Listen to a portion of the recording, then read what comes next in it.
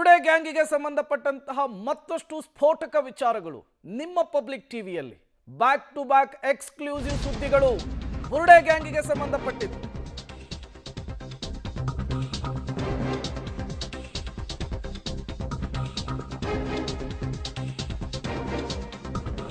Public ಟಿವಿಯಲ್ಲಿ ಬುರುಡೆ ಗ್ಯಾಂಗ್ನ ಮತ್ತೊಂದು super exclusive ಸುದ್ದಿ.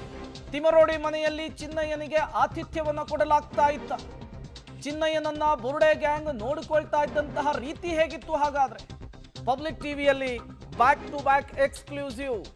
ಈತನಿಗೆ ಹಣದ ಆಮಿಷವನ್ನು ಒಡ್ಡಿದ್ರು, ನಾನ್ ವೆಜ್ನ ಆಮಿಷವನ್ನು ಒಡ್ಡಿದ್ರು, ಎಣ್ಣೆಯ ಆಮಿಷವನ್ನು ಒಡ್ಡಿದ್ರು. ಇದೆಲ್ಲದ ಕಾರಣಕ್ಕಾಗಿಯೇ ಈತ ಅವರು ಹೇಳಿದ ರೀತಿಯಲ್ಲಿ ನಡೆದುಕೊಳ್ತಾ ಇದ್ದೆ ಅಂತ ಹೇಳಿ SIT ಮುಂದೆ ಬಾಯ್ಬಿಟ್ಟಿದ್ದಾನೆ. ಬರ್ತಾ ಬರ್ತಾ ಬರ್ತಾ ಬರ್ತಾ ಅವರು ನನ್ನನ್ನು ನಡೆಸಿಕೊಳ್ತಾ ಇದ್ದಂತಹ ರೀತಿ, ನನ್ನನ್ನು ನೋಡ್ತಾ ಇದ್ದಂತಹ ರೀತಿ ನನಗೆ ಬೇಸರವನ್ನು ತರಿಸ್ತು. ನಮ್ಮ ಅವರ ನಡುವೆ ವ್ಯವಹಾರದ ನಂಟಿನ ರೀತಿಯಲ್ಲಿ ಸಂಬಂಧ ಇತ್ತೇ ಹೊರತು ಯಾವುದೇ ರೀತಿಯ ಭಾವನಾತ್ಮಕ ನಂಟಿರಲಿಲ್ಲ ಅನ್ನುವಂತಹ ವಿಚಾರವನ್ನು ಕೂಡ SIT ಮುಂದೆ ಹೇಳಿದ್ದಾನೆ. ಚಿನ್ನಯ್ಯನಿಗೆ ತಿಮರೋಡಿ ಮನೆಗೆ ಒಳಗಡೆ ಎಂಟ್ರಿ ಇರಲಿಲ್ಲ ಅನ್ನೋದು ಕೂಡ ಗೊತ್ತಾಗ್ತಾ ಇದೆ. ಮನೆ ಬಳಿ ಇದ್ದಂತಹ ಪ್ರತ್ಯೇಕ ಕೋಣೆಯಲ್ಲಿಯೇ ಈತನಿಗೆ ಉಳ್ಕೊಳ್ಳೋದಕ್ಕೆ ಅವಕಾಶವನ್ನ ಮಾಡಿಕೊಟ್ಟಿದ್ರಂತೆ. ಮನೆಯ ಜಗಲಿಯಲ್ಲಿ ಕುಳಿತುಕೊಂಡು ಮಾತನಾಡೋದಕ್ಕೆ ಮಾತ್ರ ಅವಕಾಶ ಇತ್ತು. ತಿಮರೋಡಿ ಮನೆಯ ಅಂಗಳದ ತೋಟದಲ್ಲಿ ಚಿನ್ನಯ್ಯ ಓಡಾಡ್ತಿದ್ದ ಅನ್ನೋದು ಗೊತ್ತಾಗ್ತಾ ಇದೆ. ಚಿನ್ನಯ್ಯ ಮಲಗ್ತಾ ಇದ್ದಂತಹ ಕೋಣೆಯಲ್ಲಿಯೇ ಚಿನ್ನಯ್ಯನ ಬಟ್ಟೆ ಬ್ಯಾಗು ಎಲ್ಲವೂ ಕೂಡ ನಿನ್ನೆ ಸಿಕ್ಕಿದೆ. ತೋಟದ ಒಳಗಿನಿಂದಲೇ ನಡೆದು ಮೋಹನ್ ಶೆಟ್ಟಿ ನಿವಾಸಕ್ಕೆ ಚಿನ್ನಯ್ಯ ಹೋಗಬೇಕಾದಂತಹ ಪರಿಸ್ಥಿತಿ ನಿರ್ಮಾಣವಾಗಿತ್ತಂತೆ. ಅಲ್ಲಿಗೆ ಈ ದೂರುದಾರ ಏನಿದಾನೆ ಈತನಿಗೆ ಸ್ವಾತಂತ್ರ್ಯ ಇರಲಿಲ್ಲ. ಆ ಗ್ರೂಪಿನ ಕೈಯಲ್ಲಿ ಲಾಕ್ ಆದಂತಹ ಸಂದರ್ಭದಲ್ಲಿ, ಈ ಗ್ಯಾಂಗಿನ ಕೈಯಲ್ಲಿ ತಗಲಾಕೊಂಡಂತಹ ಸಂದರ್ಭದಲ್ಲಿ ಅವನಾಗಿರೋದಕ್ಕೆ ಅವಕಾಶ ಇರಲಿಲ್ಲ. ಹಾಗಾಗಿಯೇ ನಾನು ಎಲ್ಲವನ್ನೂ ಕೂಡ SIT ಅಧಿಕಾರಿಗಳ ಮುಂದೆ ಹೇಳಿದ್ದೇನೆ ಅಂತ ಹೇಳಿ ಎಲ್ಲ ಸತ್ಯ ವಿಚಾರವನ್ನು ಕೂಡ ಈಗ ಕಕ್ಕಿದ್ದಾನೆ. ಒಂದೊಂದೇ ವಿಚಾರವನ್ನ ರಿವೀಲ್ ಮಾಡಿದ್ದಾನೆ. ಹಾಗಾಗಿಯೇ ನಿನ್ನೆ ಸ್ಥಳವನ್ನ ಶೋಧ ಮಾಡಿದಂತಹ ಸಂದರ್ಭದಲ್ಲಿ ಆತ ಇದ್ದಂತಹ ಜಾಗದಲ್ಲಿ ಬಟ್ಟೆ ಮತ್ತು ಬಟ್ಟೆಯ ಬ್ಯಾಗ್ ಕೂಡ ಸಿಕ್ಕಿರುವಂಥದ್ದು.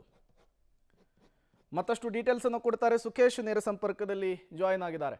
ಸುಖೇಶ್, ಈ ಎಲ್ಲ ಅಪ್ಡೇಟ್ಸ್ಗಳನ್ನು ಗಮನಿಸ್ತಾ ಇದ್ರೆ ಈ ಚಿನ್ನಯ್ಯನನ್ನ ಕೇವಲ ಯೂಸ್ ಅಂಡ್ ಥ್ರೋ ರೀತಿಯಲ್ಲಿ ಈ ಬುರುಡೆ ಗ್ಯಾಂಗ್ ಯೂಸ್ ಮಾಡ್ಕೊಳ್ತಾ ಅಂತ ಹೇಳಿ ಅವರ ಕಾರ್ಯವನ್ನ ಸಿದ್ಧಿಸಿಕೊಳ್ಳೋದಕ್ಕೋಸ್ಕರ, ಅವರ ಉದ್ದೇಶವನ್ನ ಈಡೇರಿಸಿಕೊಳ್ಳೋದಕ್ಕೋಸ್ಕರ ಈ ವ್ಯಕ್ತಿಯನ್ನ ಅಸ್ತ್ರದ ರೀತಿಯಲ್ಲಿ ಬಳಕೆ ಮಾಡ್ಕೊಳ್ತಾ ಈ ಗ್ಯಾಂಗು ಅಂತ ಹೇಳಿ.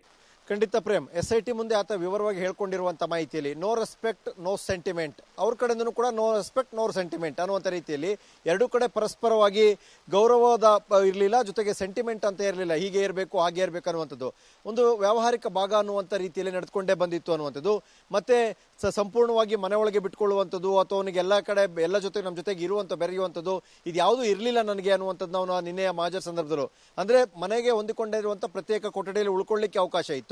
ಆದರೆ ಅಲ್ಲಿ ಅವನಿಗೆ ಊಟಕ್ಕೆ ವ್ಯವಸ್ಥೆ ಆಗ್ತಾ ಇತ್ತು. ಆದರೆ ತುಂಬ ಪ್ರೀತಿಯಿಂದ ಸಿಗ್ತಾ ಇದ್ದಂಥ ಊಟವೂ ಅದು ಆಗಿರಲಿಲ್ಲ ಅನ್ನುವಂಥ ರೀತಿಯಲ್ಲಿ ಅವನು ಹೇಳ್ತಾ ಇದ್ದ. ಜೊತೆಗೆ ಅಗತ್ಯವಿದ್ದಾಗ ಕೇಳಿದಾಗ ಆರಂಭದ ದಿನಗಳಲ್ಲಿ ಅವನಿಗೆ ಮೃಷ್ಟಾನ್ನ ಭೋಜನವೂ ಸಿಕ್ಕಿತ್ತು. ಆನಂತರ ಕೆಲವು ಆಗಾಗ ಅದು ಕಡಿಮೆ ಕೂಡ ಆಗ್ತಾ ಇತ್ತು ಅನ್ನುವಂಥದ್ದು ಕೂಡ ಅವನ ಅಭಿಪ್ರಾಯವನ್ನು ಹಂಚಿಕೊಂಡಿದ್ದಾನೆ ಅನ್ನುವಂಥದ್ದು. ಇವೆಲ್ಲದನ್ನು ಹೊರತುಪಡಿಸಿಯೂ ಕೂಡ ಕೇವಲ ಒಂದು ಸೀಮಿತ ವ್ಯಾಪ್ತಿಯಲ್ಲಿ ಹೊರಭಾಗದಲ್ಲಿ ತೋಟದಲ್ಲಿ ಜಾಗದಲ್ಲಿ ಅಂಗಳದಲ್ಲಿ ಓಡಾಡಲಿಕ್ಕೆ ಅವಕಾಶವಿತ್ತೆ ಹೊರತು ತೀರಾ ಖಾಸಗಿಯಾಗಿ ಅವರ ಜೊತೆ ಕೂಡುವಂಥದ್ದು ಇವೆಲ್ಲ ಅವಕಾಶಗಳು ಅವನಿಗೆ ಇರಲಿಲ್ಲ.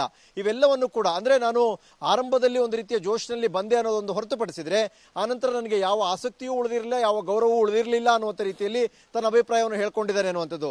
ಹಾಗಾಗಿ ಇವನ ವರ್ಷನ್ನು ಮತ್ತೆ ಅಲ್ಲಿ ಹೋದಾಗಲೂ ಕೂಡ ಅದನ್ನೇ ರಿಪೀಟ್ ಮಾಡಿರೋದ್ರಿಂದ ಏನಾದ್ರು ಮುಂದುವರೆದು ಇನ್ನುಳಿದವರನ್ನ ವಿಚಾರಣೆಗೆ ಒಳಪಡಿಸಿದಂಥ ಸಂದರ್ಭದಲ್ಲಿ ಅವರು ಏನು ಹೇಳ್ತಾರೆ ಅನ್ನೋದು ಕೂಡ ಅಷ್ಟೇ ಪ್ರಮುಖವಾಗುತ್ತೆ. ಆಗ ಇಡೀ ಒಂದು ಬೆಳವಣಿಗೆ ಅಥವಾ ಇಡೀ ಒಂದು ವಿಚಾರಣೆಯ ಭಾಗವಾಗಿ ಆಡಿರುವ ಮಾತುಗಳು, ದಾಖಲಾಗಿರುವಂಥ ಮಾತುಗಳಿಗೆ ಒಂದು ಸ್ಪಷ್ಟನೆ ಸಿಗ್ತಾ ಹೋಗಬಹುದು. ಪ್ರೇಮ್.